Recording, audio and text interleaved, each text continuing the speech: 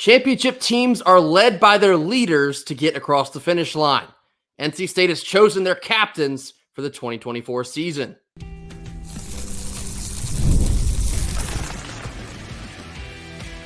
You are Locked On Wolfpack, your daily podcast on the NC State Wolfpack, part of the Locked On Podcast Network, your team every day. What's up, Wolfpack Nation? It's time to get locked in with Locked On. Thanks for making Locked On Wolfpack your first listen each and every day. We are free and available wherever you get your podcasts and on YouTube, part of the Locked On Podcast Network, your team every day. Today's Monday sponsor is FanDuel. Now through September 22nd, all FanDuel customers can bet $5 and get a 3-week free trial of NFL Sunday Ticket from YouTube and YouTube TV. Just visit FanDuel.com/lockedon in order to get started.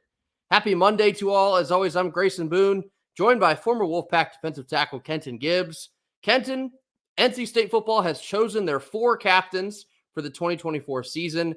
This is something I like to discuss here right before the season starts every year. There's a lot to be pulled out of the decision-making in these 4 guys being chosen. The captains, of course, are chosen by the player. They're chosen by their peers on this football team. So it makes it a little bit more sentimental when you see who is elected to be a captain. Our 4 captains for 24, linebacker Sean Brown, quarterback Grayson McCall, defensive end Davin Vann, and center Zeke Correll. Now, I'm going to start with Grayson McCall and Davin Vann because I think those are obviously the least surprising because your quarterback and your senior-led defensive end, you would want them to be captains. So Grayson McCall, of course, no surprise here. This is what he was brought here to NC State to do. This is what he was brought to NC State to be, a leader.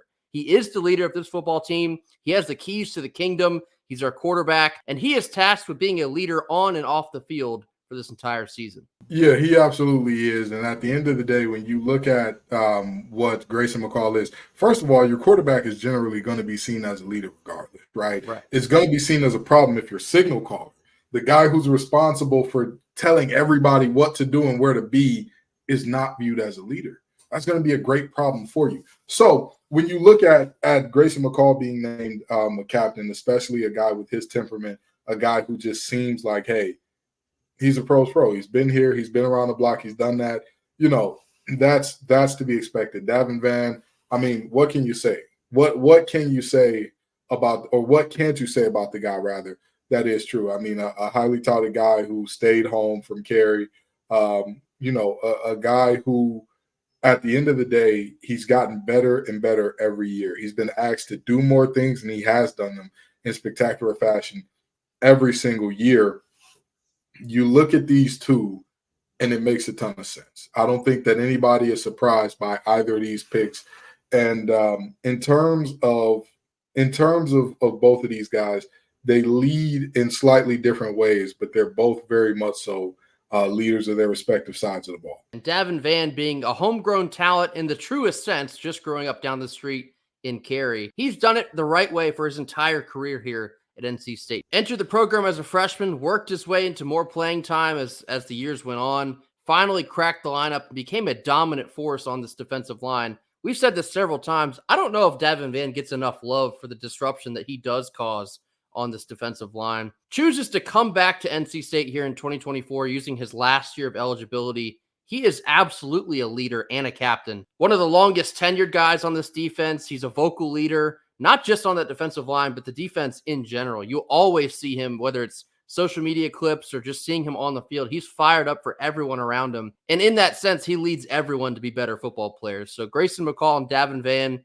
no surprises here. Those are 2 guys that you need to be seeing as captain. Now, the other 2, Sean Brown and Zeke Correll. Sean Brown's been with NC State here for quite some time, but we've talked a good bit about the importance of Sean Brown succeeding. Now, was a safety, now dropping down to be a linebacker here in 24. Getting all this positive reinforcement, both from the Butkus Award preseason watch list, he was listed on that. We both kind of felt that was a little bit of a shock, but it's a high honor being that he's taking on a new position. But now for the team to also see him as a leader, that means that he is getting it done on the field, off the field, in the locker room. Guys are looking up to him to lead this football program. That's a really big deal, taking on such a massive change in responsibilities from season to season. That gets me excited to see what he truly means to this team once we see them out on the field. Let me tell you something. Sean Brown should terrify the rest of the ACC. And I think that he is going to terrorize the rest of the ACC because I have not seen this type of hype surrounding a player who is switching positions since Braxton Miller changed from a quarterback to a receiver at Ohio State. Not one time in my recent memory can I remember a guy switching positions and everybody unanimously saying, oh boy, what have we done? And not only that, you think about Sean Brown as a playmaker, as a thumper, as a guy that flies around, as a guy that plays with reckless abandon. But this selection as a captain means something else. This goes beyond just your ability to play. Because there's great players who are not, they're just not known as that type of leader. They are great individually, but they're not force multipliers through who they are and how they are on the team. It's very clear he's one of those. It's very clear he's a guy that is going to have a moment where, or not moment, have moments where you can see things happening as a direct result of his leadership. And I'll tell you, for us to be as worried as we were, and maybe still are a bit about the linebackers, to see one of them named as a captain, it's going to help me sleep a little bit. It's going to help me sleep a little bit better at night.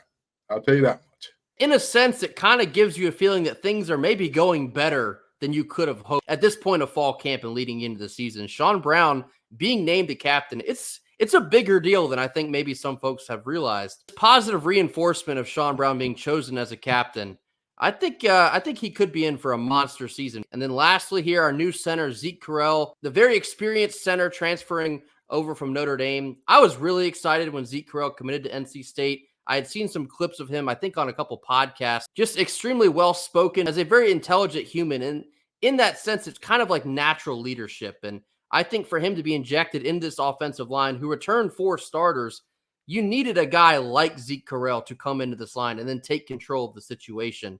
I really think that NC State hit the jackpot with Zeke Correll. I think they have a gem, the centerpiece of this offensive line. When I think about Zeke Correll, every university, or not every university, but lots of universities lay claim to this position, or we're this position, we're DBU, we're wide receiver U, we're running back U. Is NC State creeping into center U territory? You're looking at Garrett Bradbury being a first-round draft pick. The guy who succeeded him, or who followed him rather, was Grant Gibson, who was an all-conference, first-team all-conference guy multiple times. And then you had, following Grant Gibson, Dylan McMahon, who was a all-conference guy, constantly made the freak list and things like that. And now you've got Zeke Correll. What's going on here?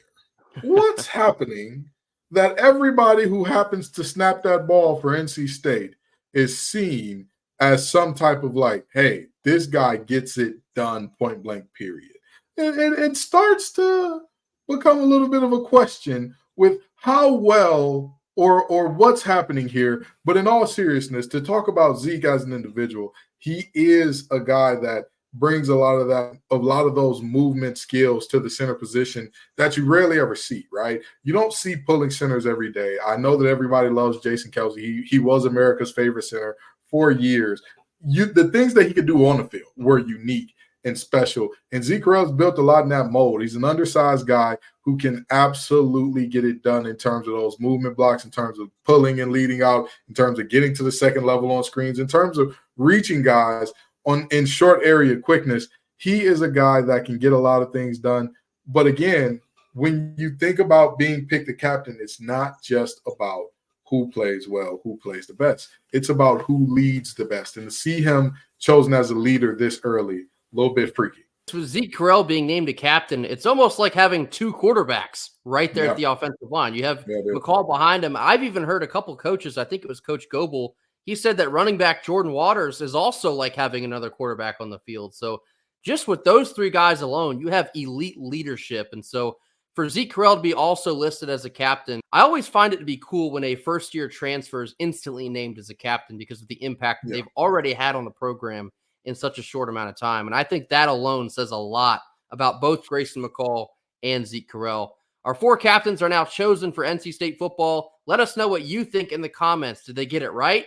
Who are you maybe surprised to see not be named a captain? If there's any names out there, let us know in the comments. Coming up next, we're beginning a new series because we're 10 days away from kickoff. It's called First and 10. We'll explain more on this after a quick word from our sponsors. Our first sponsor of the day is FanDuel. You've heard us talk a lot about FanDuel all summer long, but that's because it's America's #1 sportsbook. Today, we have something a little bit different for you. Now through September 22nd, all FanDuel customers can bet $5 and get a 3-week free trial of NFL Sunday Ticket from YouTube and YouTube TV. Then with the YouTube TV base plan, you'll be able to watch every regular season NFL Sunday out-of-market game. All you need is a Google account and a current form of payment, and you can cancel this at any time.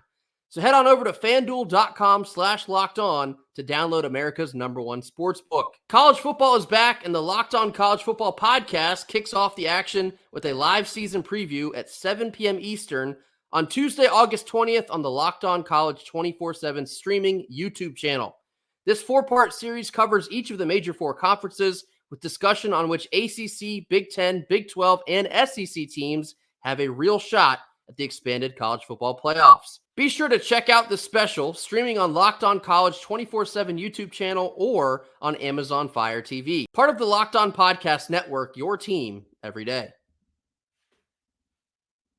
Middle portion of our Monday show, now beginning that new series we talked about with 10 days left until we kick off the 2024 season. We're beginning a new series called First and 10. We're going to outline the 10 most important facets that NC State football must hit on in order to reach Charlotte for a second time this year, of course, making it to the ACC championship. First and 10 is not about things that we know will happen. That's not the point of this. It's about 10 things that we're like, hey, this is going to be vital for this team being successful, and things that we may not have talked about or covered ad nauseum here, because there are subtle details to the game that, our goal here is always to entertain you, but also we want to add a little bit of knowledge to you in terms of talking ball and whatnot. So, when you're talking about what you're seeing out there, you know what's going on. Each day when we bring out a new point of emphasis, we're going to explain why it needs to happen and then the likelihood that we believe that it actually will happen. So our first bullet point here on Monday,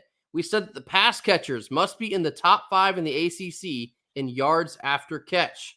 Kenton, what are your thoughts here? Yeah, so when I look at the system that Robert and I runs, and when I look at how he plays the guy's strengths and weaknesses, I think to myself, what are the strengths and weaknesses of Grayson McCall? And one of the weaknesses is that he doesn't have the livest arm.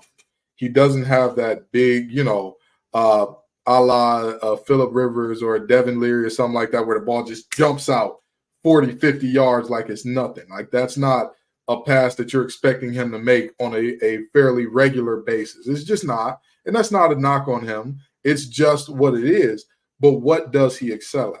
Hitting guys in stride, hitting guys in ways that, you can keep the play going, you can keep your momentum going and all that. So when you're utilizing a guy like that in the system, right, when you think of the West Coast offense and you take it way back to Bill Walsh and Joe Montana and company, the main thing was hitting guys in stride, hitting them to where they could keep running and all that. And when I look at our system and I look at the players that we have more players who I believe are dangerous with the ball in their hands after the catch than guys who the most dangerous thing they can do is go up and get it off your head. If I was thinking about guys like that, I would probably say Noah Rogers, Dakari Collins, and Wesley Grimes are probably the 3 that come to mind in terms of, like, that's where I think that they could either excel or do a high amount of damage. But everybody else, I want to see you with the ball in your hands in terms of Jolie, KC. Obviously, when you talk about Paylor and company, you're thinking of guys in that realm. And running backs, that's kind of part of the game. So if this group is top 5 in the ACC in terms of yards after catch, I know that we've done something right, and I know that this team is doing something special, because that means that guys are breaking tackles, and it means that guys are being hit in situations that gives them the ability to run after catch. And here's the most important one. An underrated way that people get a lot of yards after catch is when you leave the defense behind and go bang your head on the goalpost. Like, that's a really, really big way to get some yards after catch. And again, it doesn't necessarily mean that, hey, Grayson McCall isn't hitting the deep pass or anything like that. It means that wherever guys are getting hit on the field, they're having the ability to go forward from there. And so with that in mind, I think it's vitally important that we find ways to find our guys in space.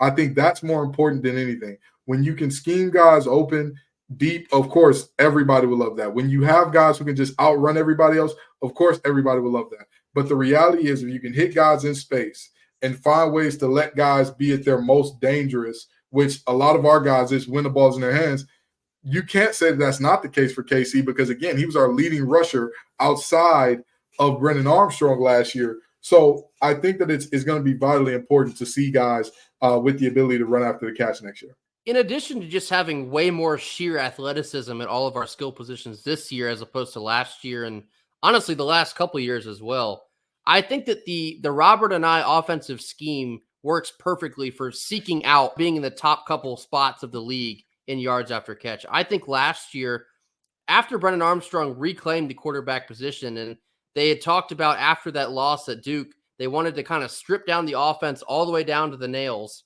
figure out what works, throw out what doesn't work, and just keep things very simple.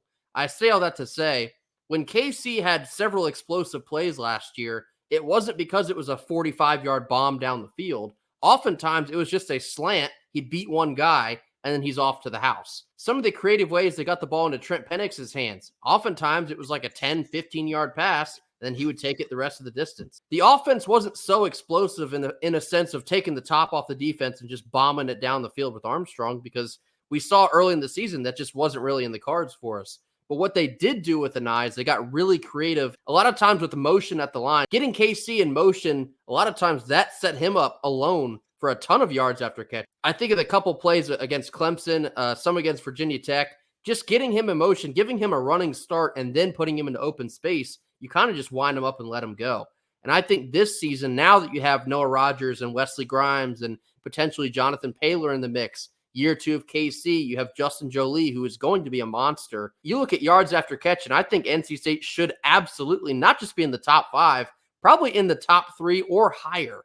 I think they have the capability, like we often talk about with Grayson McCall. His arm is not going to blow you away, but his accuracy absolutely will. He can put that thing in a bucket from 25, 30 yards out. And with this team and this athleticism at your skill positions, that's all you really need to do. If you get KC a running start, you get Paylor a running start, Noah Rogers a running start, whoever it may be, if you find them in open space and then let them do the rest, this offense is going to blow up the rest of this league. They will be so electric right off of the bat if they can instantly find ways to make that work. I don't think it would take a rocket scientist to figure out that for NC State to be successful, they do need a lot of production out of the wide receivers this season. And in doing so, I think yards after catch is going to be a massive reason why. NC State's pass catchers needing to be in the top 5 of the ACC in yards after catch. How likely do you see this scenario to be? Yeah, so I see this as a highly likely situation. And our 5 categories for how likely things are to happen is it's a long shot, which is, 0 to about 20%, 21 to 40. So you're saying there's a chance, 41 to 60. It's a coin toss. You don't want to really call it either way. 61 to 80. I feel good. Not a guarantee, but I feel good about it. 81 to 100. It's a lot. If this thing doesn't happen, we are shocked and surprised that it doesn't. And I'll put this one in the I feel good territory. You know what I mean? I feel like this is something that should happen. And I feel like with the talent, even with the guys that I mentioned being guys who could hurt you vertically, even those guys are guys who could be special with the ball in their hands after the catch. Wesley Grimes is a guy that showed us in the spring game. When he gets the ball in his hands, he can be more dynamic than what was displayed at Wake Forest. We saw it out of KC, obviously, all last year. Noah Rogers is a guy that what can't he do is kind of the thought there. And of course, with these young receivers that we have, most of them, especially Paler, are guys that you think of like, hey, if you get him the ball on those tunnel screens or on those bubble screens or on those situations where you almost turn into a punt return on offense, he can do special things with it. And of course, when you think of our backs, you want them to have the ability to be attacking a defense downhill with the ball in their hands or on a swing or a drag or something like that, to where they're coming across the defense. And there's going to be, if they can break one tackle, they can, come up with a good amount of real estate there. I think that I feel good about this one. I feel pretty good about this one happening. I wouldn't guarantee it, but I feel very good about this one. I am just south of guaranteeing it. I'm so confident that this actually will be the scenario. I would put a bet on it if I could. I think this is the forte of Robert and I. This is where he truly excels as an offensive coordinator. He did it at Virginia. He did it at Syracuse. Did it at BYU long before that. This more or less is the reason that he was such an attractive hire to come here to NC State, because of the way that he can scheme your best players into open space and then let them do the rest. And I think with all the tools we have in the tool shed now, with all these dynamite pass catchers here this season, I think NC State will be in the top 5 in the ACC in yards after catch. So I think this one is highly likely, but I'm just under being a full-on guarantee. Coming up next, we're going to get into some comments made by Coach Keatts. Being that the school year is now officially here, Coach Keatts has met with his basketball team for the first time. We're going to talk about it and show you a little bit of what he had to say. This comes after a quick word from our sponsors. Our second sponsor of the day is eBay Motors. Passion, drive, and patience, that's the formula for winning championships. But it's also what keeps your ride or die alive. eBay Motors has everything you need to maintain your vehicle and level it up to peak performance. From superchargers to roof racks, exhaust kits, and LED headlights, whether you're into speed, power, or style, eBay Motors has got you covered. With over 122 million parts for your number one ride or die, you'll always find exactly what you're looking for. And with eBay's Guaranteed Fit, your part is guaranteed to fit your ride every time or your money back. That's because with eBay Motors, you're burning rubber and not cash. With all the parts you need at the prices you want, it's easy to turn your car into the MVP and bring home huge wins. Keep your ride or die alive at ebaymotors.com. Eligible items only. Exclusions apply. Last couple of minutes here of our Monday show. Now switching gears to a little NC State basketball. The school year is now back for NC State. I believe it was move-in weekend this past weekend, but that also means that the athletes are back. More importantly, in this sense, the basketball team is back on campus. Coach Keatts held what looked like to be his first official meeting of the 2024-2025 season. We have a clip for you coming straight from NC State basketball. We're going to run that and then give us your thoughts. Here we go. We're defending champions. Okay, we're going to wear that crown and we're going to wear it until somebody else can take it from us. But I swear to you, I don't want to give it back. I want to keep building on it. So there's a great opportunity. When Michael came and JT came and Dennis came last year and Ben came last year, the other guys were here. We talked about this. Now they're champions.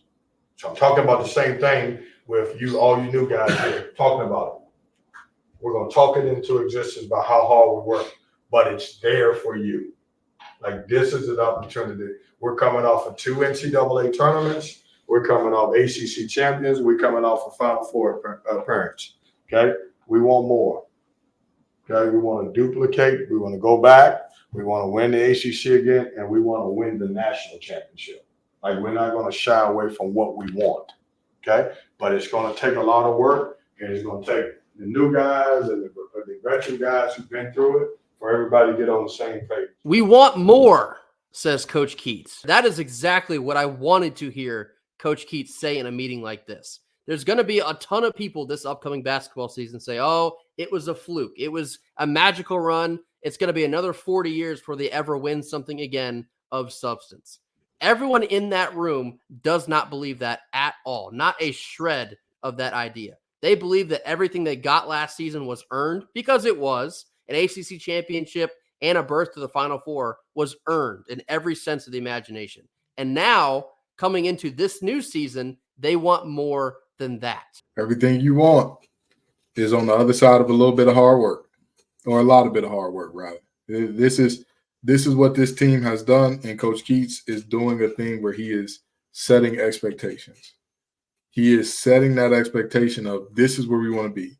And you're absolutely right, Grace. And that's what I want to hear. I didn't want to hear, hey, can we make lightning strike twice? No. I want to hear this is who we are. This is the expectation. Even if nobody outside that locker room expects it again, they should. Even if nobody outside of Wolfpack Nation expects it again, they should. Even if nobody outside the ACC expects it again, that team is all that matters. Those guys that are going to go out on that floor, again, Grayson and our eligibility is done. And with all due respect, neither one of us belong on a basketball court. Let's just be very honest about this. I was a football player. I was an athlete. There's a difference. There's a very I'd be first team all handing out Gatorades. There you go. Get on your Jason Tatum ground. First team class. That's right. But those guys having that expectation of this is who we are now. That feels good. That feels so good because to me, that's where champions are made. Champions are made from that expectation, that standard being, I'm disappointed if we don't hit this mark. I'm disappointed if we don't get to this level. I say all the time that the idea of a man without expectations is a rudderless ship because nobody expects anything of you because you continually let them down. This Wolfpack team, whether you want to realize it or not, 2 straight years of the tournament, one of them including a Final Four run in the ACC championship. Was the regular season the way we wanted it to be? No. Is that the path that you want to take to having to get to a Final Four? Not necessarily, but any path to a Final Four is a good one. So, with that being said, that team is looking to build upon that. And Coach Keatts is setting that expectation. I'm right there with you, Coach. Something I mentioned on Friday, one of our comments was talking about, is it a little bit delusional for NC State football to expect a national championship? And kind of what I was talking about then was I alluded it to Kirby Smart in Georgia. There has to be almost a level of delusion in that locker room. I think belief is a better word. There has to be a level of belief in the locker room that you too can make it to the national championship. You too can win the national championship because as crazy as it was, that team that we struggled to watch all season long last year was 2 wins away from winning a national championship. That is a fact. They were in the Final Four. And they had won 9 straight elimination games to get to that point. Regular season be damned. Of course, yes, like Kenta was talking about, would rather not struggle that much. However, the path that they took to get to the Final Four was improbable, but it was earned. And so now to set that standard as, look, we made it that far. We believe that we can do better than that because they can. You put together a solid regular season. You control your own fate in getting into both of those tournaments, which they can. That should be the expectation. Very obviously, they want to use an ACC championship and a Final Four berth to catapult them into another level. We talk about this type of thing a lot.